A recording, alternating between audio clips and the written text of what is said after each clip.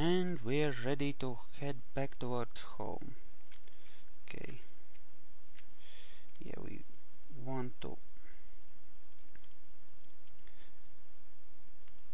add speed, not remove speed, so we want to do it here.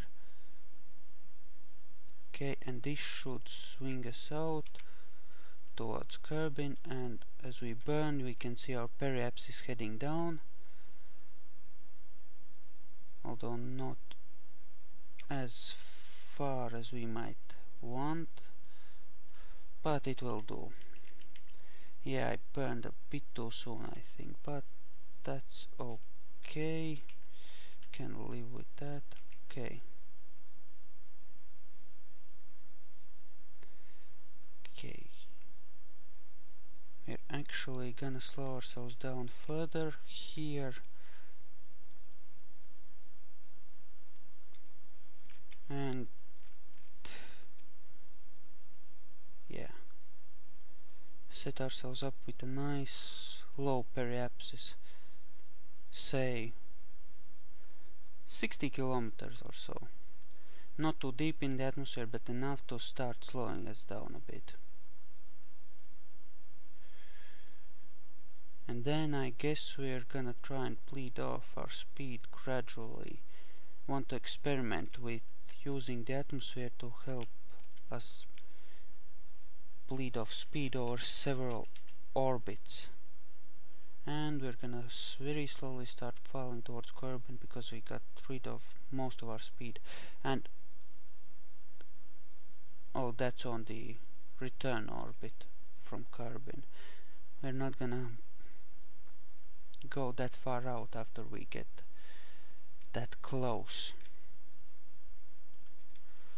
And as you can see, we still have at least 2/3 of fuel left here, so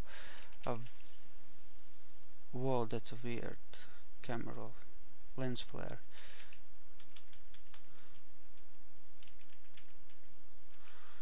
Yeah, we're still heading down. This time warp is gonna be the death of me.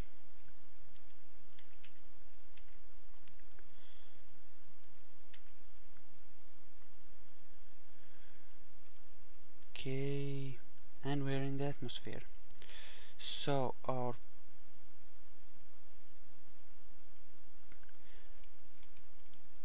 apoapsis should be heading down, but we can't see because we're supposedly gonna intercept the moon. Anyway, I'm gonna burn off some more of my speed, make sure we don't head too far out. There, okay.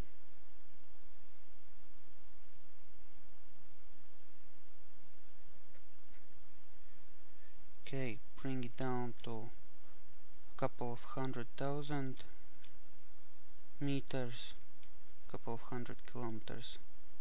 Okay, adjust our heading a tiny bit. Time warp 2. Periapsis is still at 60.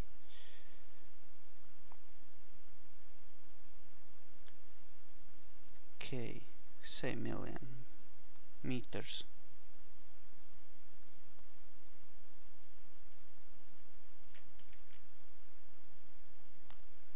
Come on. Use a bit of RCS to nudge ourselves a little more. Although, well, yeah.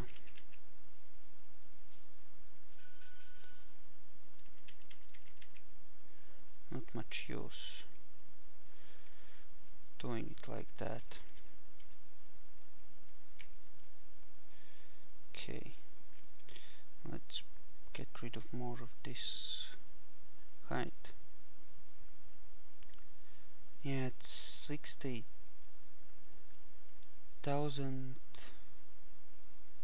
meters. It's gonna take a long time to slow ourselves down that much.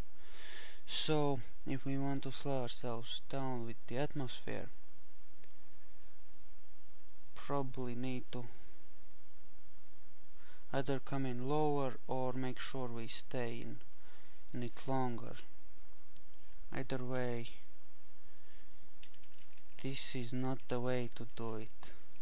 Gonna be here for 10, 12, 15, 20 orbits, and that is just way too long to wait for us to come down. Okay. Yeah, I noticed that the periapsis went down to 25 kilometers, and I'm not gonna adjust it any further. I'm just gonna land this thing. And unlike with the satellite craft we made out of stock parts, this one shouldn't have any trouble landing safely. We're in the atmosphere. Gonna turn ourselves around and still have plenty of RCS too.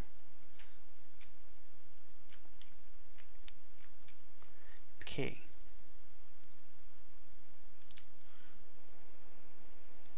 Since we have plenty of fuel, I'm just gonna burn like crazy and slow ourselves down a little faster. And I'm gonna end the flight the moment we open our parachute and it's clear we're gonna land on water. Since at that point it's certain, if you've avoided collision with whatever rocket part you've jettisoned, that the mission is a success. So the only part we have to play through, according to my rules, that is, such as they are, is the separation of the command capsule from the rocket. Okay, here, almost at parachute height, that is away from us, parachute deployed, and our guys are gonna be safe now. So let's go check out that ship. Yes, 6.6 Gs, and that I think was for short periods of time, so it's quite manageable. So, okay, here we have this M50 liquid fuel rocket engine, which provides more thrust than most of the standard sized engines, but burns fuel more inefficiently. It's a good, powerful beginning stage, but inefficient, so you don't want to use it up in space. We have extra fuel tanks here, because if we didn't have them, then we would slow down while still below 13 kilometers, at which the thickest part of the atmosphere ends, and we would start slowing down when we jettison these engines. This way these run until we're well out of the thickest part of the atmosphere, and then we can keep we don't have a situation where we're slowing down for a while. We can keep accelerating and building up speed steadily the whole time, which is more fuel efficient overall. And here we have these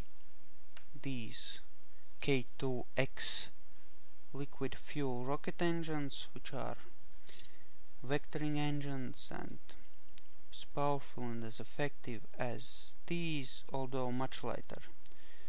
And in the center we have this Nerva Mark I nuclear thermal rocket engine, which is the most fuel efficient engine there is in this parts pack as far as I know.